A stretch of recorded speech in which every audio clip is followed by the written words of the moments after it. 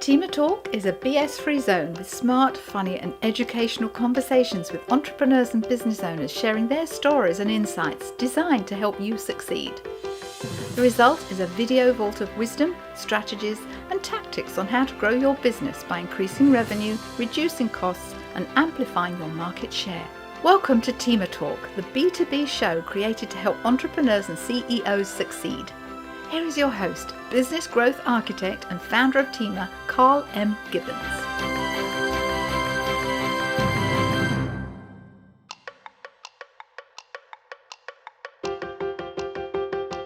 Hi everybody and welcome to another episode of TEMA Talk, the fast-paced, BS-free zone with smart, fun, educational conversations with entrepreneurs and business owners who've all come together to share their stories and insights designed to help you succeed.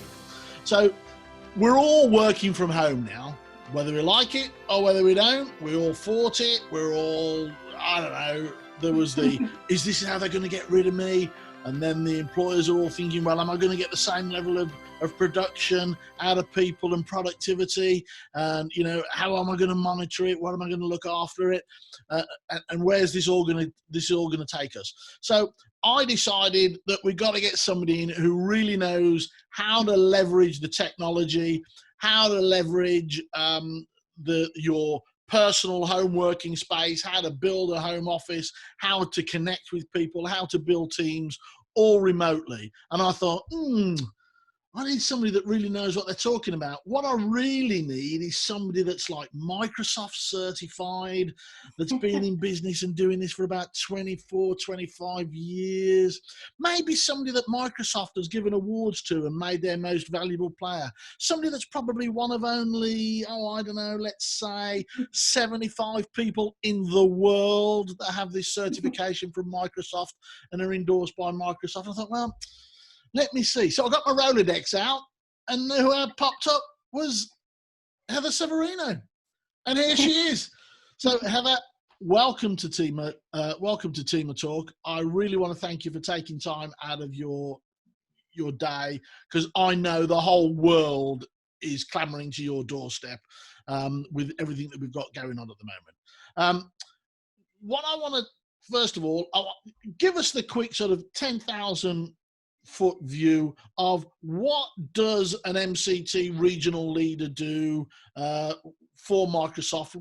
What is it actually that you do? Because we all know the big M word, right? We all know that Microsoft, right? Microsoft pulls the plug and the world stops turning, and we all know about Bill and Melinda and all that sort of stuff. But what is it you actually do? Because there's only 74 others of you, right? So what is it you guys do? What is it you guys do?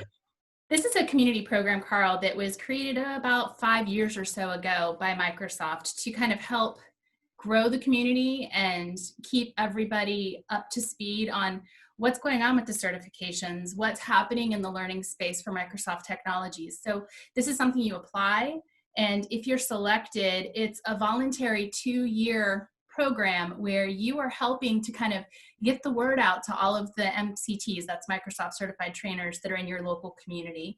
You're also helping to mentor maybe MCTs that have previously been in the program that are coming back, or those that are new and aspiring to become a Microsoft certified trainer. They already hold a Microsoft certification, have some instructional skills, or they go through a course to get that. So I kind of, help with having those communications, helping give some feedback to Microsoft about what we think the program should be shaped like, or maybe if we have some ideas on what's going on currently with certifications, or maybe the future of those different programs that we have. So it's a lot of fun to do that. We also help with events. So we have Microsoft Certified Trainer Summits that happen around the world approximately once a year. Of course, given what we're dealing with right now, those in-person events are turning into virtual events. Right. But it's a lot of fun. It gives us a place to have everyone gather together, learn from each other in some sessions, have some keynotes by Microsoft Worldwide Learning, and kind of hone our skills even more and be able to contribute. So Heather trains, coaches, and mentors the trainers. Yes. So she's the expert's expert. That's who we want here. So Heather, you and I have been talking offline. Mm-hmm. The fact of the matter is, we're all guilty, me more than other. We've all got these Microsoft products, and let's be fair, the same applies to the other guys as well, right? There are all these products out there, and I'm just going to use Word as an example. I use Word to type a memo, write up some notes, write a letter. I know the capability of Word. It's like that iceberg thing. I touch this bit, and yet all of this bit is under the water, right? It can do so much. But right. I think it's even more, it's important now that we all need to understand how all of these Microsoft systems enhance our workspace from home, and how are we going to get ahead and stay ahead in this new world, in this new work environment. So what are the key things that anybody, whether they be the employer or the employee or the team member or the solo entrepreneur, the single shingle warrior, what are some of the things that they should be looking at and focusing on right now? They really need to focus on where they're going to place those documents to make it work in the best way it can for an individual working, or for small or large groups that need to work on those documents. So you may have heard of SharePoint in the past, that you can have a SharePoint site that has a document library as well as lists, and maybe an area to have articles, and it kind of looks like a website, but it's used internally for that purpose. That's great. You can still use your SharePoint document library. Where you can kind of shift the dynamic of that is if you start to work with Microsoft Teams. You may have heard of Microsoft Teams. Given COVID-19, they're offering 6 months free for you to be able to check out Microsoft Teams and set that up. I like the user interface of Microsoft Teams. I think it's easier for anyone that is new to your company or new to Teams to get in there. So walk us through what is it? What's that? What is Teams? What does it do? Why is it important? And why should anybody watching, listening to this show care? Right? Yes. Right. So what I think it's good for you to know is you have a little more flexibility on how you want to set up your team workspace. So Microsoft Teams gives you the capability to build a team workspace where you can have topics or subtopics, if you want to look at it that way, where you have channels, and you can go into that specific channel workspace and customize that to the way that everyone needs to work. So that document library that I was mentioning in SharePoint, while this documents still live in an associated SharePoint site that's connected to Teams, it's just an easier way to find those files and to be able to work in them. SharePoint sites typically have a way that you can say, I want to check that file out. I'm the only one that can work in it, and then check it back in. There still might be a need for certain documents that you don't want multiple people working in that document. What I like about Teams is it's easy to find the files. It's easy for you and a few other colleagues to get in there and collaborate on that same Word document, as you were saying, Carl, and be able to see all of those changes that are happening in real time. It's also called co-authoring, if you've heard of that. Right. So that's one of the benefits. The other benefit is you get away from that file is on my hard drive and I'm not at that computer and I can't get to that file, right? Or I email that file out to 5 other people that I need to get their updates in that file. They email me back all of those changes. Great. Now I'm responsible for kind of figuring out. You've just become a book editor, right? You've got to. Exactly. Right. Yeah. Right. What changed in each of these documents? I got to merge them all together and kind of what's the one version of the truth. So Right. if you put it in a cloud document library, like a SharePoint site or Teams kind of building on that SharePoint site, then you have one version of the truth. You have version history as those changes are being made, right? So you can still go back to version 2 if you were on version 5 if you need to, and restore back to that. Or you could delete a version if you're like, no, we don't want to go there again. We thought that was a great idea, but maybe not so much. So you're giving that one spot where this is where we're going to work on this file. We all know we go there. We can see the changes as they're happening. And where it gets really good is you can get away from having so much stuff coming into your inbox if you have questions about a document. Now you've got my attention. I'm 1,000 email a day guy. I mean, yeah, I employ somebody just to sift it. Well, we need to talk for maybe an hour or so. We can probably get you away from that of having to pay somebody to do that for you, Carl. Hey, I'm all over it. Yeah. So what you can do is you can have a conversation while you're in the document. So if we've got this Word document open in Teams, it stays in the Teams app. We can say conversation, give that a click. You get a panel on the right where we can have a chat, an instant message back and forth. Hey, I see you're making this change to page 2, this topic. What do you think about this? And we're having this conversation while we're still working in that document. And I think that does a couple of things. It helps you from that context switching of me going and opening Outlook to send you an email. And then I might forget about what it was I wanted to talk to you about, or then I have to go back and find that document to then go and wait for you to make those changes and go and check them out, right? So it's more real time instead of that, I'm going to wait for your response and then go back and work on that. That can be pretty disruptive. So that's a benefit of Teams, but you can really also bring in all sorts of applications that you may work with, even if they're not Microsoft. So Microsoft Teams works with third-party applications. So if I turn to the dark side, I can use third-party applications. That way, the other guy.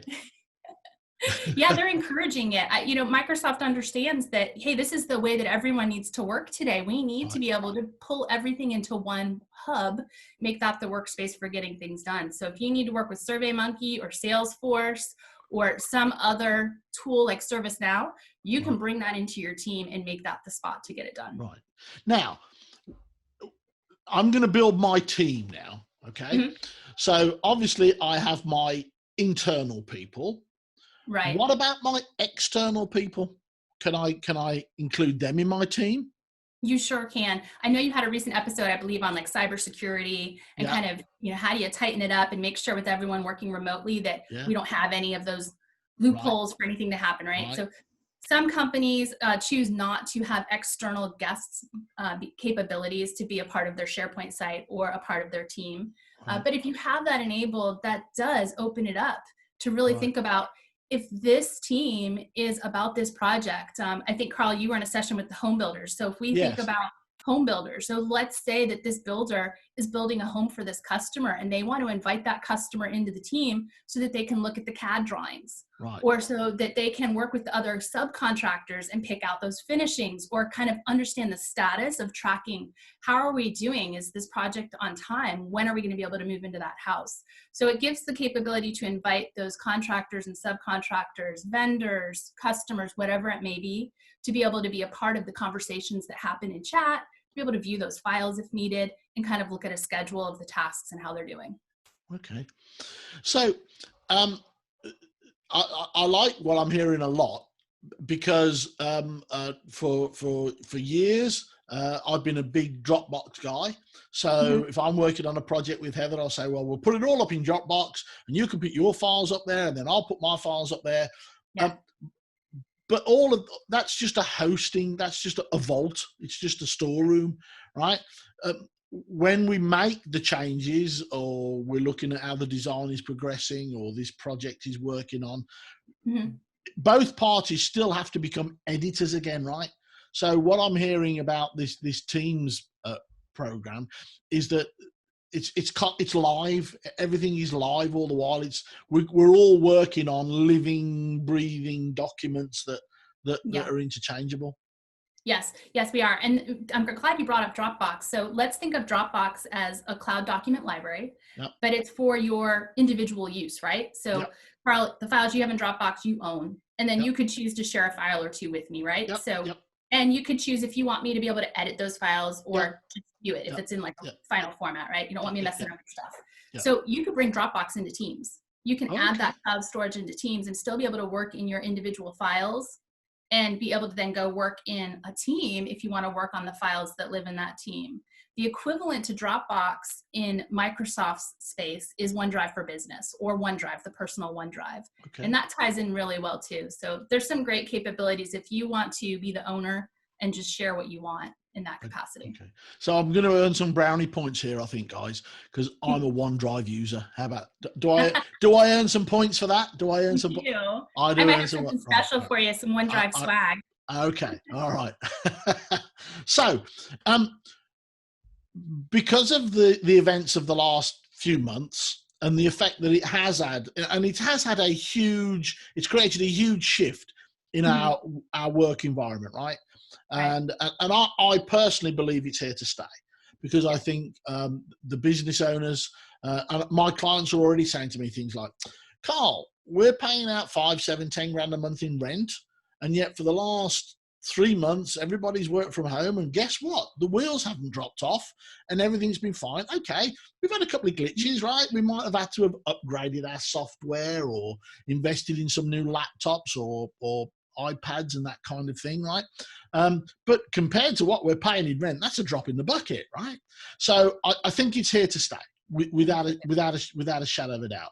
Yeah. So has there been, as a direct result of that and that kind of thinking, has there been any new systems or products that you guys are working on, or it's about to come to market, that was like, yeah, because of this, we need to develop that, Right. So what I'm asking for is the inside scoop. I won't tell Bill you told me, right? I'm looking for the inside scoop of what's coming, how we're going to make it better, right? I think I'm under too many NDAs to be able to share that. I won't tell him. I promise I won't tell him. I promise.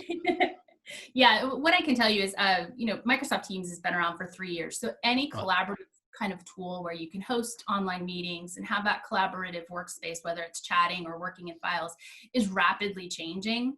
And a lot of this was happening even before we got hit with COVID-19. But I think that's kind of speeding up the process of some of these things that are coming to that. So if you're familiar with Skype for Business, where you could have like a chat window here and a chat window there, and then maybe over on this monitor, I want to have a document up and working.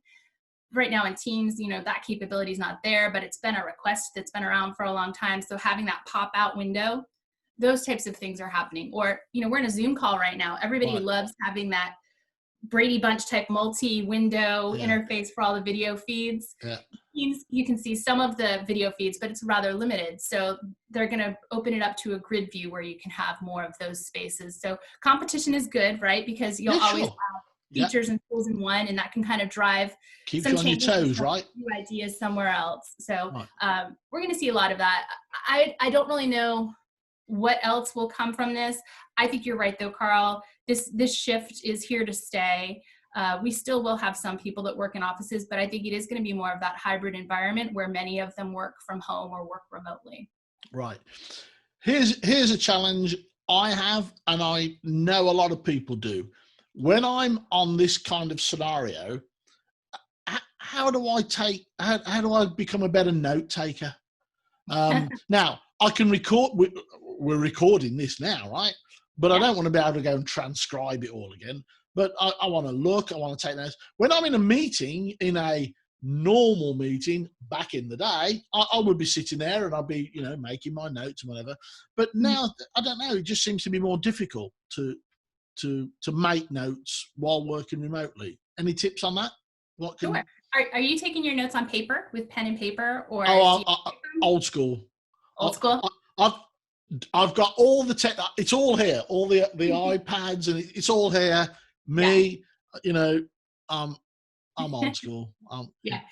So I am a big fan of OneNote. And if you've not heard of OneNote, you may have heard of other note-taking tools like Evernote. There's many of them out there. But OneNote being part of the Office suite, it integrates really well with Outlook, with Teams, with other apps and services. So let's say, Carl, when you sent me this meeting invite for today, you could have included a link to your notebook where you have all of the notes of what we're going to be discussing or things that you need from me for this interview. I could go there and kind of pop into that notebook my headshot and my biography or whatever else you need. So OneNote gives you a digital notebook. I refer to it as the Trapper Keeper for any of you that remember that back in school days.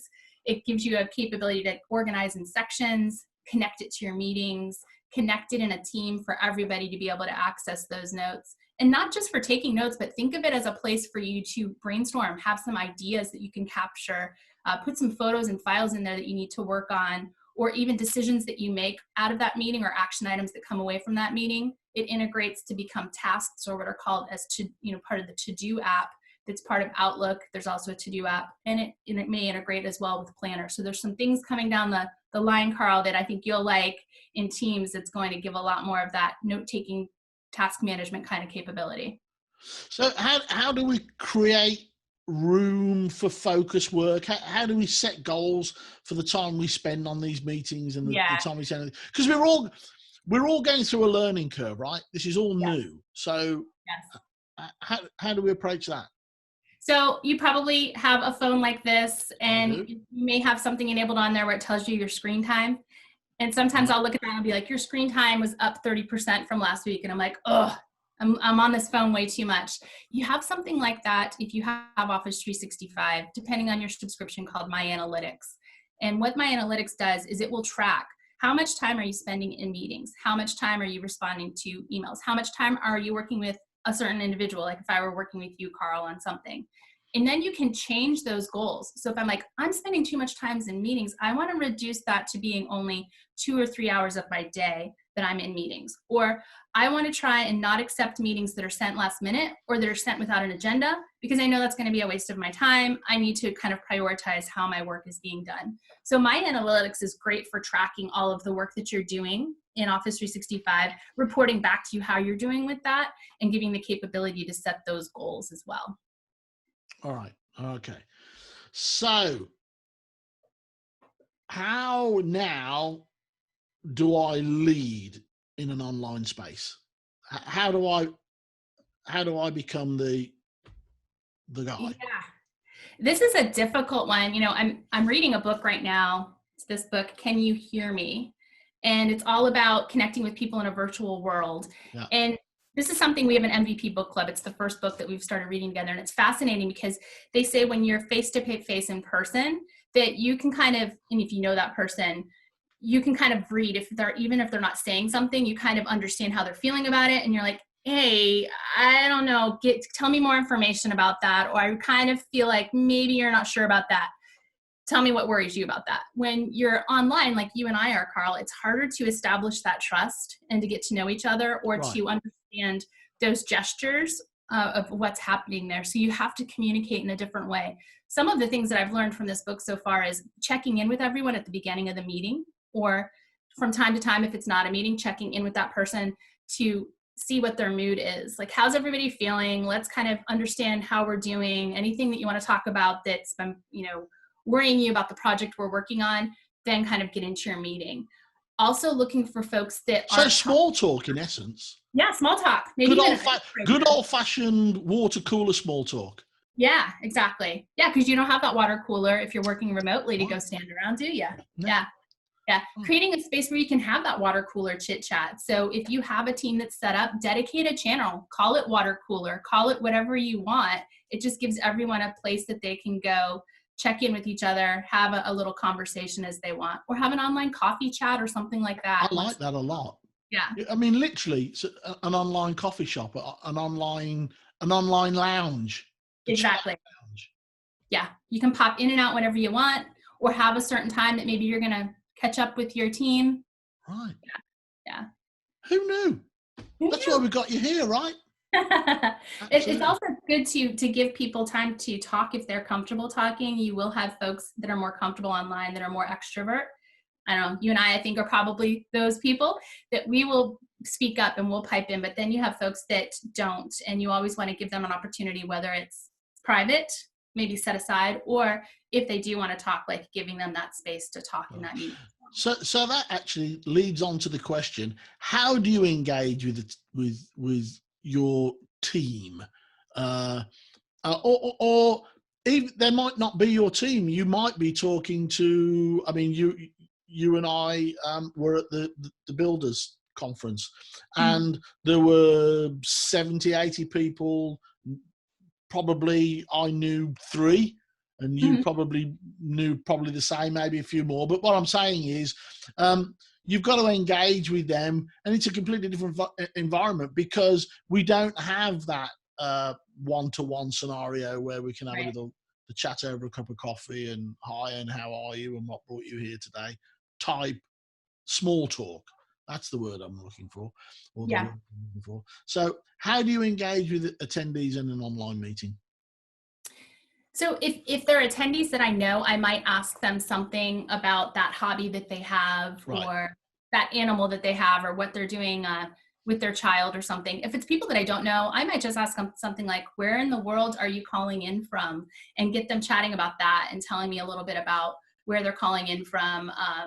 It can really vary. One of the things that we do, we ask questions like first concert, or favorite place you like to vacation if it's wintertime, favorite summer vacation spot that you're looking forward to going to. So those types of things, you want to drive excitement or have something that gives you that more personal connection with that person. And then if you can find something in common with them, it's more relatable, and they're going to be more comfortable speaking with you if you set the tone and bring the energy you want in that meeting.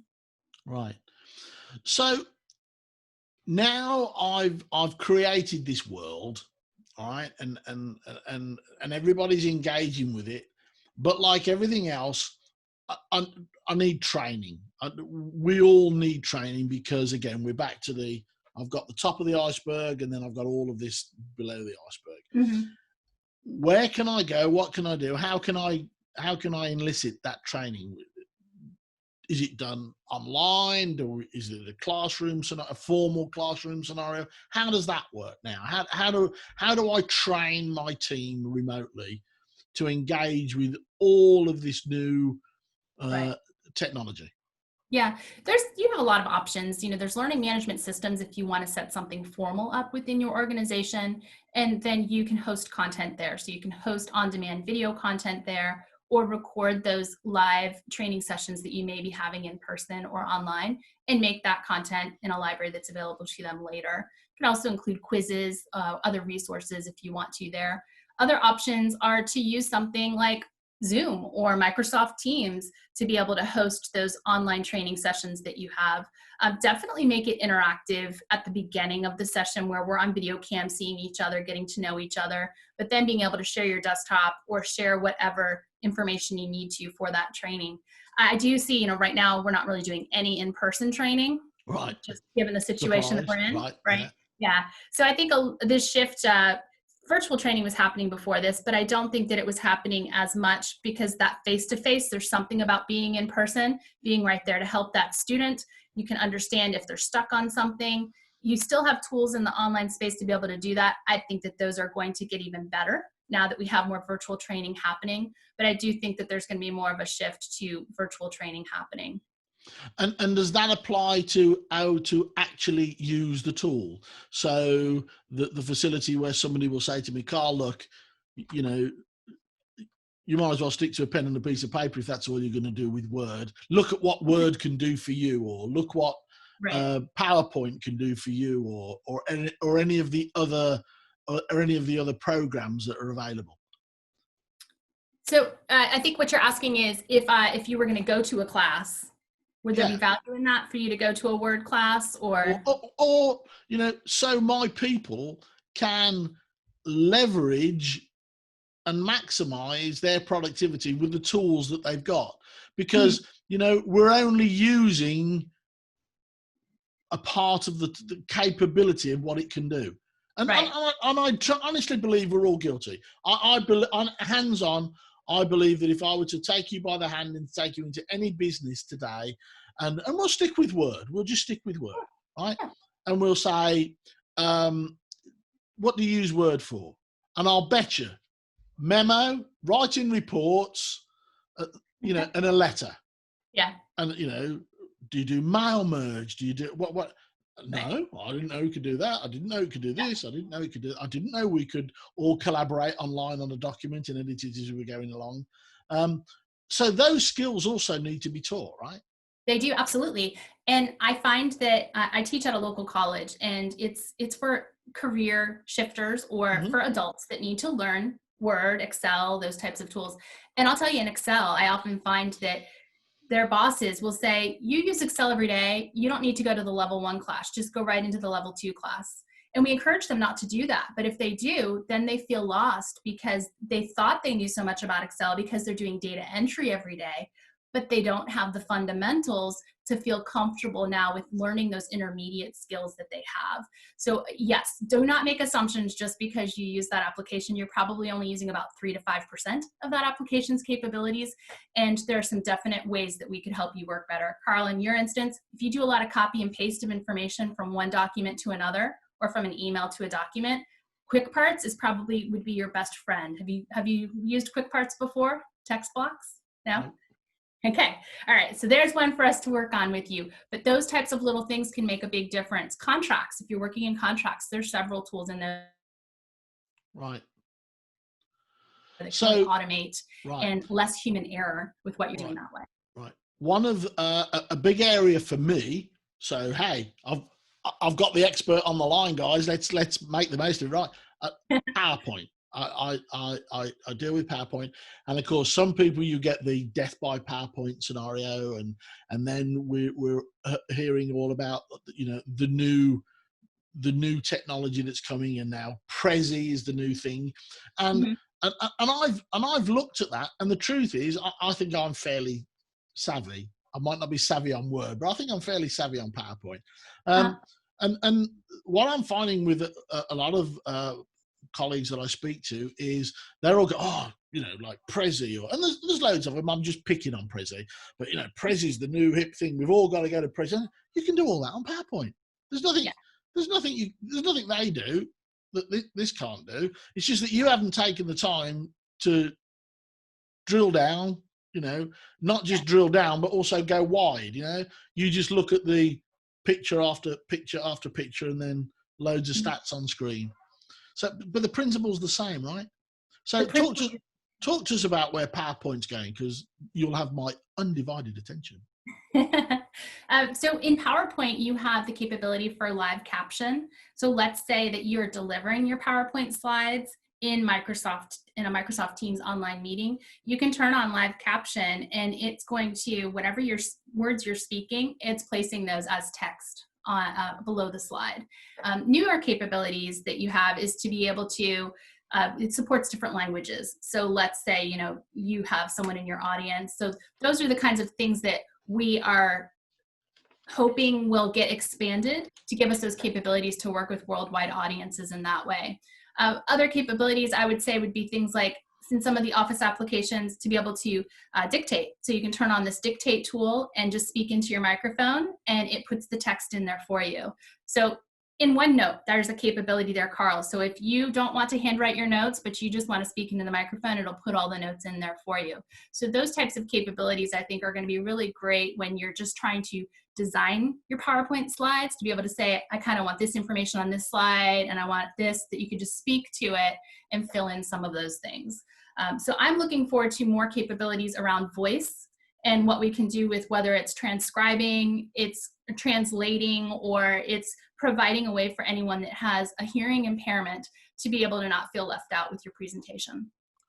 That's a good point. So what about the disabled in general, whether it be sight or hearing, Mm-hmm. or color blindness. Excellent point. So how is that going to change with this new online virtual world? We're seeing a lot of new tools that are coming to be. All of the Office applications already have an accessibility checker built in. So when you go to that File tab in the Backstage menu, when you're on Info, that's the default place it takes you to, at least in the desktop applications, you'll see an accessibility checker there.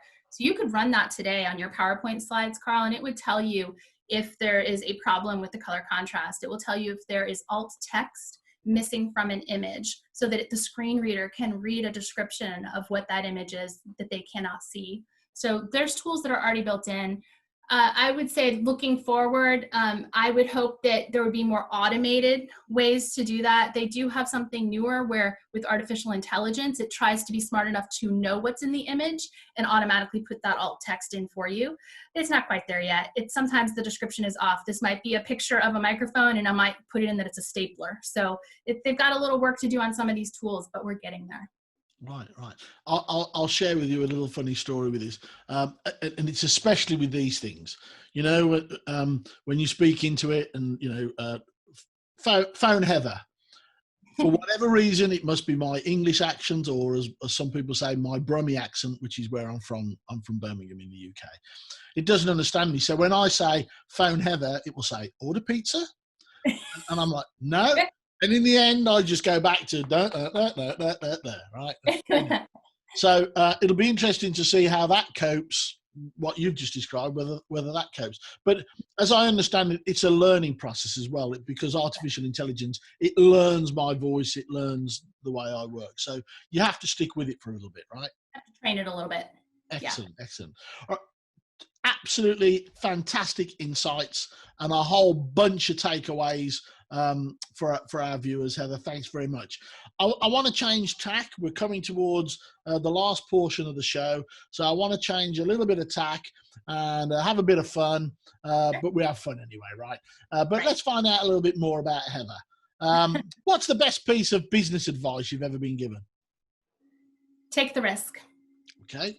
Yeah. What's the biggest mistake you've made in your business? The biggest misstep, the biggest mistake, the one that, oh my God, never again. Not understanding my worth and accurately pricing things, I would say, for my time. I love that. Not understanding your worth. A big challenge a lot of solopreneurs have. All right. What do you think any new business area, what area of business should anybody starting a business? Because I think there's going to be a lot of new startups as a result of this pandemic. Where should they spend most of their time? If you were starting out today, where should they spend most of their time? For me, it's networking. I think that when I started this business, I was worried it wouldn't take off, but I had been networking so much at conferences and different types of meetups that I made those connections. And once I was able to say, hey, I'm available if you need some work, it just took off. I was telling you, Carl, I don't have a website and I don't have a logo. Those were the first two things that I was planning to spend some time on. And here I am almost 6 years later. And I hold the domains. I just haven't had the time to do those things. So I need to hire a graphic designer and a website designer. No, you don't. Listen to me, people. Listen to me and listen to me hard. You've just heard one of the world's leading experts. There's only 73 other people in the world that holds the qualifications that Heather does and does what she does.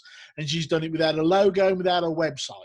So don't phone me up, stop me in the street, send me an email saying, Carl, I need to spend 5, 7, 10 grand on this email. And you can do it. You can do it. I'm not saying you don't need a website, but right. It's not your number one priority. The logo isn't your number one priority. You've just heard Heather say her biggest takeaway was it's actually not what I know, but who I know. I thought that was really interesting. Absolutely.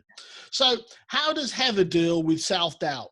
That little thing that sits on your shoulder. Heather, you don't want to do that. No, Heather, you don't want to do that. How do you deal with that?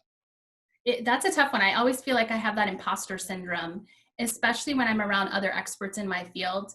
For a while, I didn't want to get up and speak in front of them at our conferences because I felt like they knew so much more. You just have to look at what you've accomplished over the years and what you have learned, and just know that, you've got people there to support you, and just get out there and do it. If anything, if you fail or you don't feel that you did as well, you've learned something to take away and build from it there forward. So what does Heather value in a friend or a business colleague? What's the trait that she most values? Trust. Okay. What's Heather's most treasured possession? Oh, this is a tough one. Material possession or? Hey. Memories. Okay. Your favorite hero of fiction? Favorite hero of fiction? Wow, you're asking some tough ones, Carl. I don't know. Have you got a mantra or a motto that you work by or live by?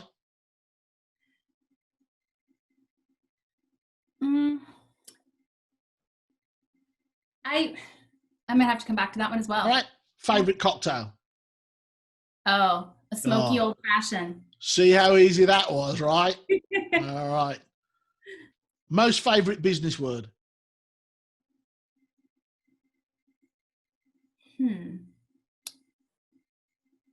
Right now, my most favorite business word is kindness. Okay, I love that. I like that. So if you weren't one of the 73 leading experts in the world at what you do, what other profession would you like to try? Well, you may know from my bio, if you read that last sentence, that I was actually going to college to be a marine biologist. Right. And I stumbled into this field and started working for the clerk of the court in their IT department and continued on. So if when I retire, I wouldn't mind getting back to that. All right. Okay. Last one. You ready? Yeah, I'm ready. You're ready. All right. Okay. If this program could connect you with anybody in the world, king, queen, prince, potentate, dictator, rock star, author, actor, actress, vagrant. It doesn't matter. If your dream viewer that's watching this now, who's going to go, I need to speak to Heather, they're going to pick up the phone, they're going to email you. Who would it be?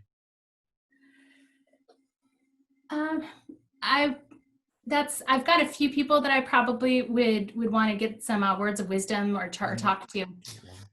I probably would want to connect with Steve Wozniak again. Okay. From Apple. Steve, give her a call. Do it the minute this show, as soon as you put the off button on, call her. All right. So how is Steve or anybody else going to get in contact with you, Heather? Well, you can find me on Twitter as well as LinkedIn. Those are the two places that I'd love to be able to continue the conversation on. Okay. And do they just type in your name and you'll be there?